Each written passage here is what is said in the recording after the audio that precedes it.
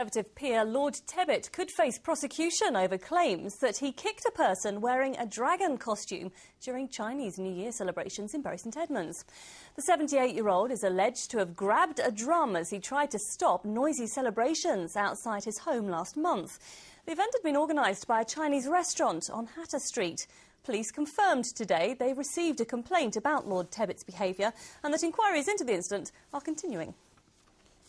A woman accused of murdering a vulnerable man whose dismembered body was thrown into a lake has been giving evidence. Nicola Roberts told Luton Crown Court that she and her fellow defendants had sometimes engaged in play fighting that may have gone too far.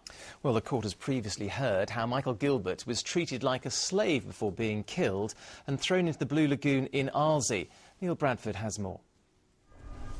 Nicola Roberts returned to court for her second day in the witness box. So far, she's the only defendant to give evidence.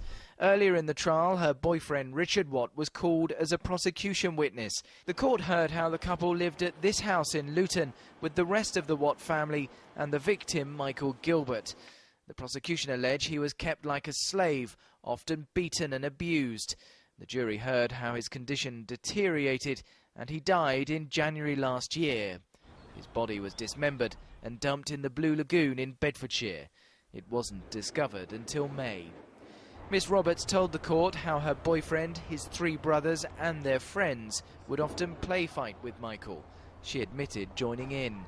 On one occasion in the months before his death, she admits standing on the victim's stomach. At the time, she weighed 22 stone. She told the court she was told to do it when Michael and the alleged ringleader, James Watt, were testing their abdominal muscles.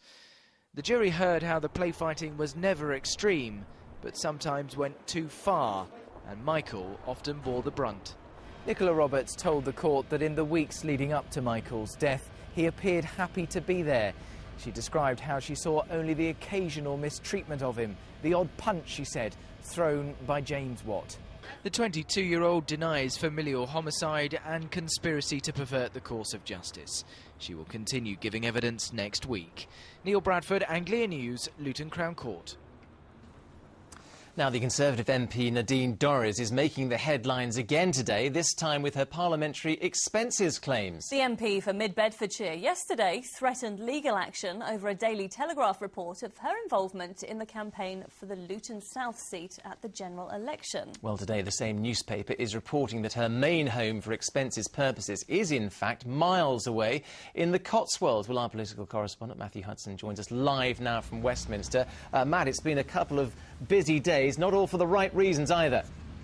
Oh, Jonathan, no love lost between Nadine Dorries and the Daily Telegraph. Yesterday they were insinuating that her friend Stephen Rhodes was only standing as an independent in Luton South in order to take votes from Esther Ranson, who, of course, Mrs Dorries doesn't like.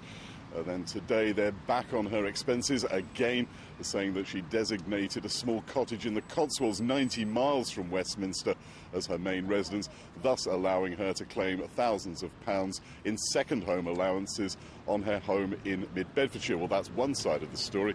I spoke to Mrs Dorries this afternoon. She pointed out that she's always rented both properties, that she's never made a profit on them, and she said she'd never claimed for gardeners or cleaners or ducks, a reference there, I think, to some of the more extreme claims that we've seen from some of her colleagues in the Commons. And on her blog this afternoon, she'd written this: the Daily Telegraph really has lost the plot. It wants a scalp and it wants mine. The trouble is, in order to get a scalp, the person wearing it needs to have done something wrong, a point they appear to. I'm sorry, we seem to have lost Matthew's report there. But do stay with us, we've got plenty more coming up. The Friday Sports Preview is on the way. For a start, and we're also going to have the weekend. 4 soldiers from 3 Engineer Regiment based near Saffron Walden have won bravery awards for their actions in Afghanistan.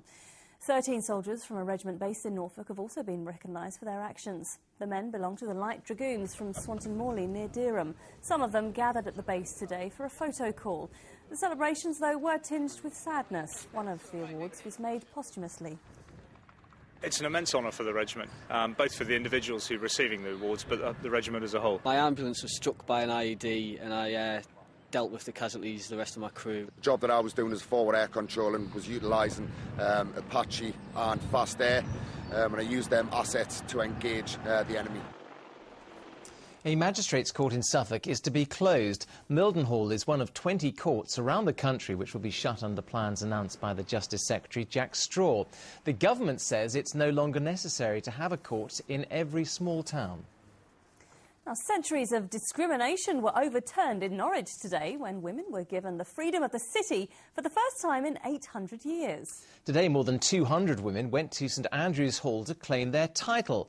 Lorna Ramsey has more. Elizabeth Barber from Wyndham is only 18, but today she's on the path to making history. She's the youngest of more than 200 women who are becoming the first free women of Norwich.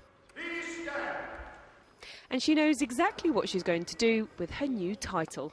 Hopefully, one of the bylaws is that you're allowed to graze your sheep in the common, so hopefully if it's still available I will be herding my sheep through Norwich, hopefully, and getting them to eat the grass, so it should be quite exciting. Any manner of person. The Norwich Freemans are an institution dating back to medieval times, when freemen were the governing body of the city. They were given rights to trade and were exempt from paying tolls. As the centuries passed, most of the ancient rights and privileges disappeared, and the freedom right passed from father to son, until now. A change in the law at the beginning of this year means that women are now entitled to join the group. Although campaigners say the change was long overdue, at least this piece of discrimination has now been consigned to the dustbin.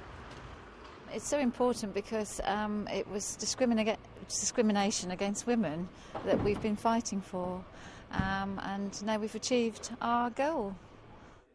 And that goal means these women can finally claim their title, an honour passed to their ancestors, which they can now carry on for future generations. Lorna Ramsey, Anglia News, Norwich. Expect lots of grazing sheep in Norwich, then. Now then, the big TV debates kicking off here on ITV1 will be one of the main features of the general election. But sixth formers from Norwich have had an early chance to put their local politicians on the spot. Chloe Smith, the Conservative MP for Norwich North, Adrian Ramsey from the Green Party, together with Labour's John Cook and Dan Roper from the Lib Dems, all turned up to face the questions at Thorpe St Andrews School. Perhaps not surprisingly, university funding was top of the agenda. Due to the funding cuts, I'm worried that they're going to cut the number of places that they actually apply for, especially if you're on the borderline of getting a grade. So they may take the very, very highest rather than the normal amount that they would be required to get. Sports